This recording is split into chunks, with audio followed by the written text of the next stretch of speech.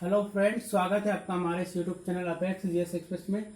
आज इस वीडियो में हम बात करने वाले हैं मध्य प्रदेश की प्रमुख नदी घाटी परियोजनाओं के अंतर्गत। इसका एक पार्ट 4 रहेगा और इसमें हम स्पेशली बात करने वाले हैं नदी जोड़ो परियोजनाएं।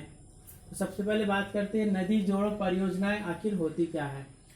तो दोस्तों, नदी जोड़ो परियोजना से आशय है दो या दो से अधिक नदियों को आपस में जोड़ना, नहरों के माध्यम से या पाइपलाइन के माध्यम से। ऐसा करने का उद्देश्य क्या है? तो नदी जोड़ो परियोजना का उद्देश्य है कुछ नदियों में जल का प्रवाह अधिकतम होता है, ओके, कुछ नदियों में जल का प्रवाह कम होता है, ओके। जब मानसूनी जो सीजन होता है उसके अलावा जो बाकी मानसूनी सीजन, जैसे आप जानते हैं 4 महीने होती है बारिश, ओके, उसके बाद जो महीने आते हैं उसमें प्रायद्वीपीय नदियों का जल स्तर कम होते जाता है, ओके। तो इस जल आपूर्ति को, जल के वितरण को समान बनाने के लिए इस प्रकार की योजनाएं लाई जा रही है, ओके। नदी जोड़ो परियोजना, ओके। एक दो परियोजना यहाँ स्टार्ट भी हो चुकी है दोस्तों। जैसे हम बात करेंगे नर्मदा क्षिप्रा लिंक परियोजना।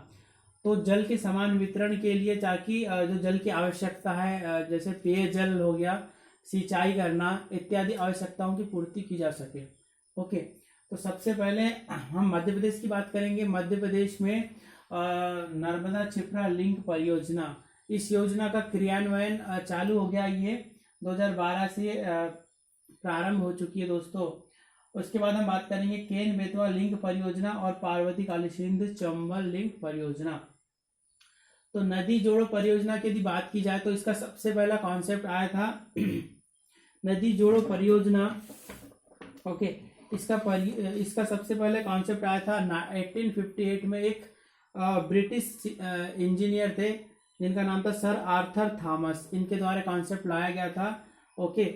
और इसे 2014 में केंद्र सरकार द्वारा मंजूरी प्रदान की गई। 2014 में 2014 में केंद्र सरकार द्वारा मंजूरी प्रदान की गई। इतना टाइम क्यों लगा? क्योंकि इसमें ये चूंकि केंद्र सरकार की एक बड़ी परियोजना है नदी जोड़ो परियोजना, और इसमें क्या होता है दो या दो से अधिक राज्यों को लेकर एक परियोजना बनाई जाती है। क्योंकि ये नदियां जो है, अधिकांश नदियां जो बड़ी नदियां होती है दो या दो से अधिक राज्यों में प्रवाहित होती है।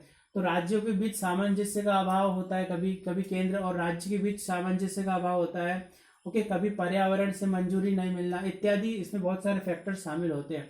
इस वजह से केंद्र सरकार के द्वारा इसे मंजूरी 2014 में मिली। तो ज़्यादा टाइम न लेते हुए सबसे पहले हम बात करेंगे नर्मदा क्षिप्रा लिंक परियोजना।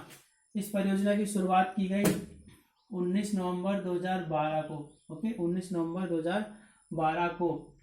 और इसका शिलान्यास किया गया, इनॉग्रेशन किया गया श्री लालकृष्ण आडवाणी जी के द्वारा इसका शिलान्यास किया गया। और यह परियोजना जो है 25 फरवरी 2014 को, ओके, 25 फरवरी 2014 को परियोजना प्रारंभ हो गई, स्टार्ट हो गई, ओके दोस्तों। जैसा कि आप मैप में देख सकते हैं, मैप में ये है नर्मदा नदी, इसका उद्गम होता है अमरकंटक से, यहाँ से, और ये पश्चिम की ओर प्रवाहित होते हुए खंबाती खाड़ी में अरब सागर में मिल जाती है, ओके। तो नर्मदा नदी काफी बड़ी नदी है, मध्य प्रदेश की सबसे बड़ी नदी है, भारत की भी 5वीं सबसे बड़ी नदी है। तो नर्मदा नदी का जो अतिरिक्त जल है उसे क्षिप्रा नदी जो है उसको जल प्रदान किया जाएगा। इस लिंक परियोजना के द्वारा प्रदान किया जा रहा है दोस्तों, 2014 से स्टार्ट हो चुका है। ऐसा क्यों किया जा रहा है? क्योंकि जो क्षिप्रा नदी है वह इसकी तुलना में छोटी नदी है, और इसमें जल का जो स्तर है वह मानसूनी सीजन को छोड़ दिया जाए तो इसमें कम होता है इससे, और इसमें जल की आपूर्ति जो है इसको बढ़ाने के लिए ऐसा किया गया है। ताकि इससे फायदा क्या होगा, ओके, इससे फायदा ये होगा कि जो मालवा के आसपास का जो क्षेत्र है यहाँ पर सिंचाई की सुविधा उपलब्ध हो जाएगी, पेयजल की सुविधा उपलब्ध हो जाएगी, और अन्य जो बिजली उत्पादन को भी सुनिश्चित किया जा सकेगा। इस प्रकार के इसके एडवांटेजेस शामिल है, ओके। तो नर्मदा क्षिप्रा लिंक परियोजना में जो नर्मदा नदी है वो यहाँ पर जो एक इस पॉइंट पे आप देख सकते हैं, ये पॉइंट है बड़वाह से क्षिप्रा नदी का जो उद्गम स्थल है जिसका नाम है उज्जैनी नामक ग्राम में, जो कि इंदौर का एक स्थान है उज्जैनी। यहाँ से यहाँ तक नहरों का निर्माण किया गया है या पाइपलाइन के द्वारा इसे जोड़ा गया है। लगभग 115 किलोमीटर की पाइपलाइन के द्वारा नर्मदा नदी के जल को क्षिप्रा से जोड़ा गया है। इससे फायदा ये होगा कि जो क्षिप्रा नदी का जो प्रवाह है वो बढ़ जाएगा, इसमें जल का प्रवाह है बढ़ जाएगा। ओके, और जैसा कि आप सभी जानते हैं क्षिप्रा जो नदी है उज्जैन के निकट स्थित है। उज्जैन जो है क्षिप्रा नदी के किनारे स्थित है, जहाँ पर आपको सिंहस्थ का मेला भी लगता है, ये भी आप जानते ही हैं। तो काफी बड़ा एक आयोजन होता है, तो इस वजह से भी एक इसका इम्पोर्टेंस और बढ़ जाता है। ओके, तो इस प्रकार से नर्मदा क्षिप्रा लिंक परियोजना को जो 2014 से स्टार्ट हो गई है। ओके, और हम बात करेंगे अब केन बेतवा लिंक परियोजना। केन बेतवा लिंक परियोजना जो है देश की प्रथम अंतरराज्यीय नदी लिंक परियोजना है। देश की प्रथम नदी जोड़ो परियोजना कोई है तो वो है केन बेतवा लिंक परियोजना। ओके, केन बेतवा लिंक परियोजना को एक नजर हम मैप में देखते हैं। ये है बेतवा नदी का उद्गम और है केन नदी का उद्गम। बेतवा नदी का उद्गम जो होता है रायसेन के कुमरा नामक गांव रायसेन से होता है। ओके, और केन नदी का उद्गम जो है विंध्याचल पर्वत श्रेणी से होता है। विंध्याचल के भांडेर श्रेणी से होता है। ओके दोस्तों, कटनी के आसपास। और ये दोनों जो नदियां है यमुना, ओके, चंबल, जो बेतवा नदी है वो चंबल में मिल जाती है, चंबल यमुना में मिल जाती है, और केन नदी सीधे यमुना में मिल जाती है दोस्तों। तो इस प्रकार से इन दोनों नदियों का जो प्रवाह है उत्तर की ओर प्रवाहित होती हुई यूपी में यमुना से मिल जाती है। ओके, तो इन दोनों नदियों को जोड़ने से फायदा क्या होगा कि जो बेतवा नदी का जो जल स्तर बढ़ाने के लिए ऐसा किया गया है, जो कि केन नदी का अतिरिक्त जल को बेतवा नदी में ट्रांसफर किया जा रहा है पाइपलाइन के माध्यम से। इससे फायदा ये होगा कि ये जो आपका क्षेत्र है पूरा, ये बुंदेलखंड का क्षेत्र है जो अक्सर सूखाग्रस्त क्षेत्र होता है, इसको जल की आपूर्ति की जा सकेगी। इसके आसपास के क्षेत्र में सिंचाई की सुविधा उपलब्ध हो पाएगी और पेयजल की सुविधा उपलब्ध हो जाएगी। इस प्रकार के एडवांटेजेस है। हालांकि ये योजना अभी प्रारंभ नहीं हुई है, इसका कार्य चालू है अभी। ओके, तो इस प्रकार से आपने समझा केन बेतवा लिंक परियोजना का महत्व समझा। अब इसका उद्देश्य हम एक नजर देख लेते हैं। इसका उद्देश्य है केन नदी के अतिरिक्त जल की पूर्ति बेतवा नदी में करना, जो कि हमने डिस्कस कर चुके हैं। केन नदी का प्रवाह अधिक होता है तो इसके जल को डाइवर्ट करके इस बेतवा नदी में ट्रांसफर करना। दूसरा एडवांटेज है बुंदेलखंड के सूखा क्षेत्र को सिंचित करना। इसके आसपास का जो क्षेत्र है बुंदेलखंड का, जो अक्सर सूखाग्रस्त क्षेत्र है, उसको इरिगेशन प्राप्त हो जाएगा। इससे लाभान्वित जिले की बात की जाए तो यूपी के झांसी, बांदा, ललितपुर और महोबा जिले, महोबा जो नगर है यहाँ पर इसकी ये जो है स्थान, ये नगर इनको लाभान्वित जिले हैं। और वही एमपी का जो टीकमगढ़, पन्ना और छतरपुर जो है इससे लाभान्वित होंगे। मध्य प्रदेश के 3 जिले और यूपी के 4। ओके, विद्युत उत्पादन की बात की जाए तो इस प्रोजेक्ट से लगभग 75 मेगावाट का विद्युत उत्पादन संभव हो पाएगा। पेयजल, लगभग 13 लाख लोगों को पेयजल की उपलब्धता सुनिश्चित की जा सकेगी। ये इसके एडवांटेजेस है। हालांकि कुछ डिसएडवांटेज भी इसमें शामिल है।